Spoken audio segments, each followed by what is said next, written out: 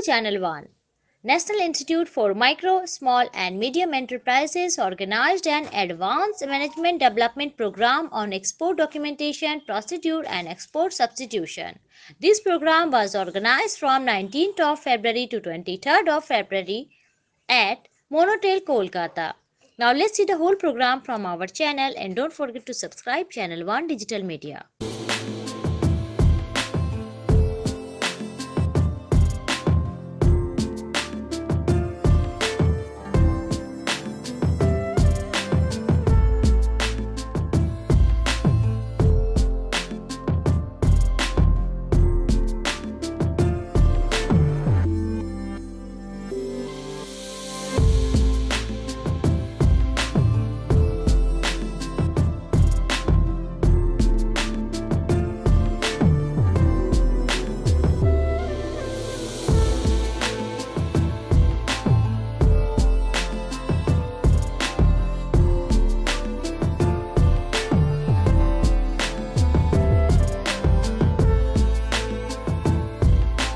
প্রশ্নটা বড় হলো, প্রশ্ন শেষে পয়েন্টটা নিয়ে আমরা নিশ্চয়ই ডিসকাস করব। তো তার আগে দু একটা পয়েন্ট বলি, সেটা হচ্ছে যে একটু লাইট নোটেই বলি।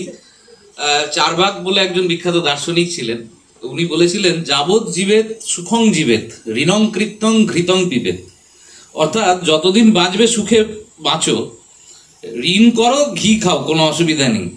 তো এখন যদি ঋণ করার কথা আমরা বলি, যে আমাদের দেশের জিডিপি যেভাবে বাড়ছে, যদি সেই রেসপেক্টে বলি, বা আমি জন্মেছি 80s একদম শুরুর দিকে, এবং যেভাবে আমি দেশকে প্রোগ্রেস করতে দেখেছি 90s উদারীকরণের পরে, সেটা কিন্তু একটা মানে অভূতপূর্ব অভাবনীয় পরিবর্তন আমাদের দেশের টোটাল ইকোনমিতে। অবশ্যই তার উল্টো পিঠটাও আছে, যেমন সূর্য একদিকে আলো দেয় অন্য দিকটা অন্ধকারও করে, উল্টো পিঠটাও আছে, সেটা নিয়ে আমাদেরকে কাজ করতে হবে। সুতরাং এটা নিয়ে আমরা খুব একটা ভাবিত নই, কারণ আজকের দিনে ভারতবর্ষ হিউম্যান রিসোর্স অনুযায়ী capital of the world, human resource capital of the world হয়ে দাঁড়িয়েছে। ভারতবর্ষের হিউম্যান রিসোর্স সারা বিশ্বে সমাদৃত, বিকজ অফ দেয়ার ইন্টেলিজেন্স, তাদের এলোকোয়েন্স, তার সঙ্গে সঙ্গে তাদের নলেজ।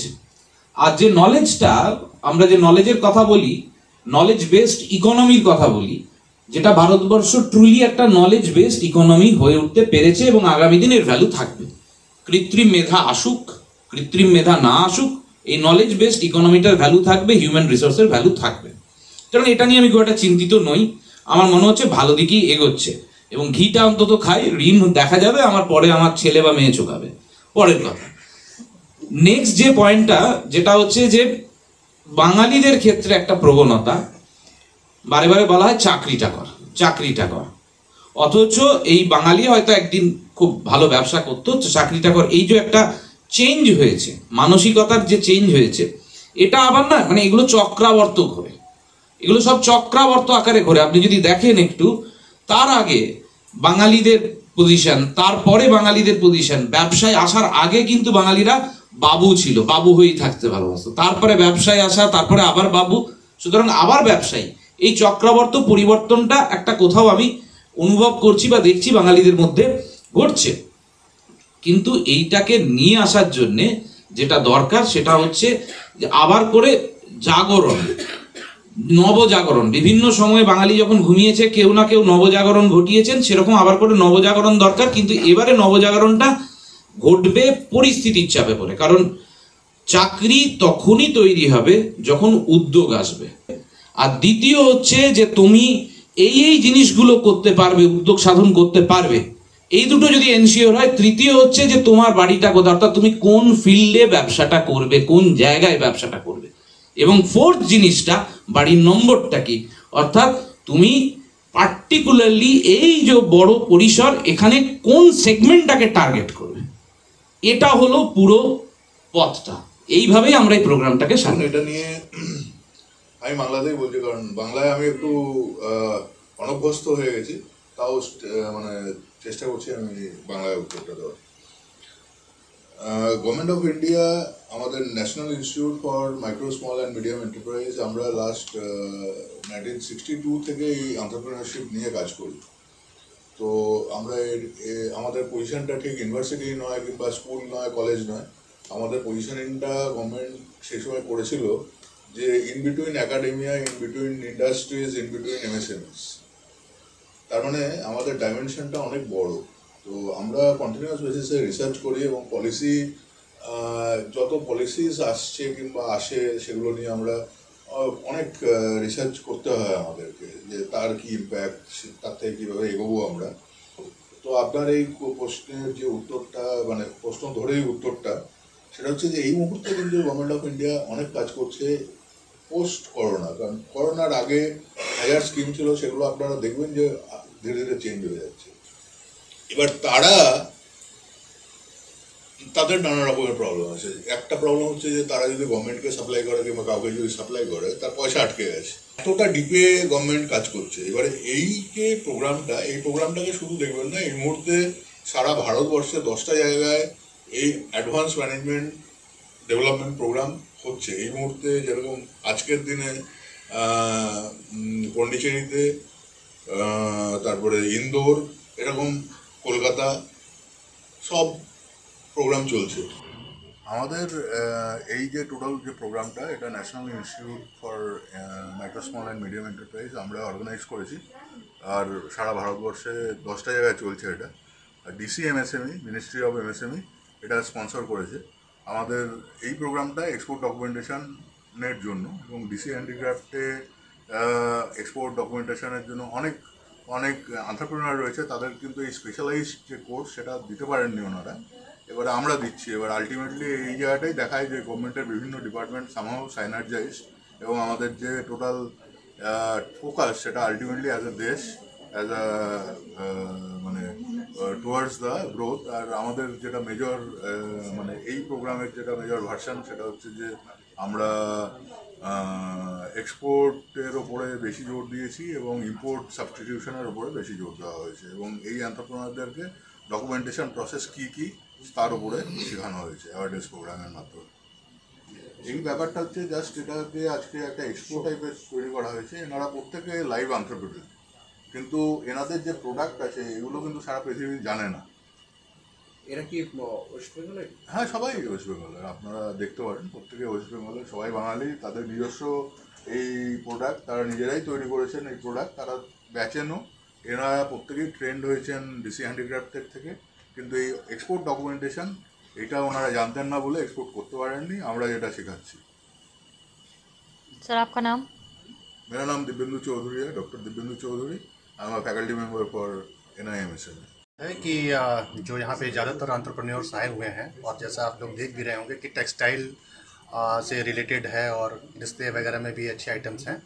दिव्येंदु जी ने ठीक बताया कि क्राफ्ट को लेकर के जो ट्रेनिंग प्रोग्राम्स वगैरह होते हैं, वर्कशॉप्स वगैरह होते हैं, हम अपने आर्टिजन्स को ट्रेन करते रहते हैं ताकि वो और भी ज़्यादा स्किल लेकर के हैं और भी ज़्यादा एक्सपर्टाइज उनके प्रोडक्ट में दिखे। लेकिन जब एंटरप्रेन्योर के तौर पर वो एक्सपोर्ट करते हैं या है तो उतना प्रोफिशिएंसी नहीं आ पाती है, तो उसके लिए कुछ स्पेसिफिक वर्कशॉप और सेमिनार्स वगैरह होना चाहिए, जो कि अभी ये 5 दिवसीय कार्यक्रम चल रहा था। और बहुत सारे एस्पेक्ट्स पे जो फैकल्टी मेंबर्स थे और जो प्रोफेशनल्स लोग थे तो उन लोगों ने किया। तो मुझे उम्मीद है इस बात की कि इससे बहुत हद तक ये लोग बेनिफिटेड हुए होंगे, और निश्चित रूप से जब ये चीज़ें उनके उसमें जो इनसे एसोसिएटेड लोग हैं, आर्टिजन्स हैं, उनको भी बेनिफिट करेगा। और जब अच्छे से इन चीज़ों को एक्सपोर्ट कर पाएंगे तो उनको मॉनेटरी बेनिफिट वगैरह तो होगा ही। सर आपका नाम? मेरा नाम Akash Shrivastava. Thank you sir. जैसे कि थोड़ी देर पहले मैं बता रहा था कि एक्सीलरेशन ऑफ एंटरप्रेन्योरशिप ये बहुत रिक्वायरमेंट है आज के डेट में। It's required thing as on today's day. Acceleration तभी होता है जब आप लगातार पुश करते हैं। अगर आप किसी को, कोई गाड़ी को भी इंजन से एक बार आप एक्सीलेटर दबाओ, वो थोड़ी देर चल के क्या होता है, वो बंद हो जाती है। दोबारा आपको एक्सीलेटर दबाना पड़ता है, फिर एक्सीलेटर दबाओ, तब वो गाड़ी आगे चलती है।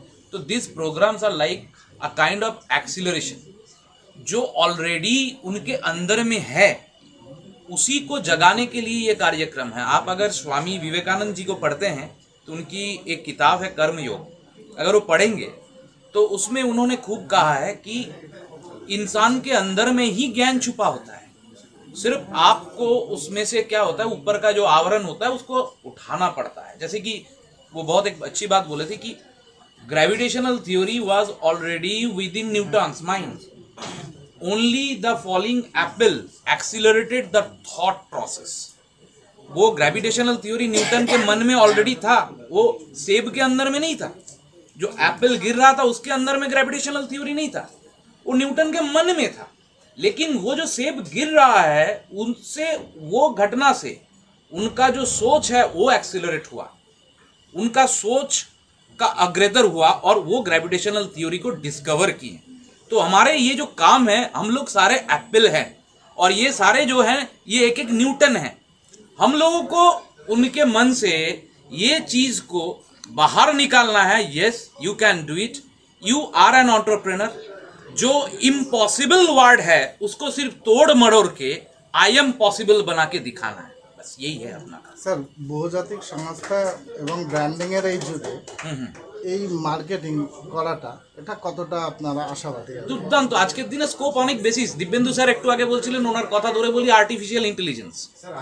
আর্টিফিশিয়াল ইন্টেলিজেন্স ব্যাপারটা আমার কাছে কিরকম জানেন তো? ব্যাপারটা হচ্ছে আজ থেকে 60-70 বছর আগে আমার গ্রামে গরুর গাড়ি চলতো।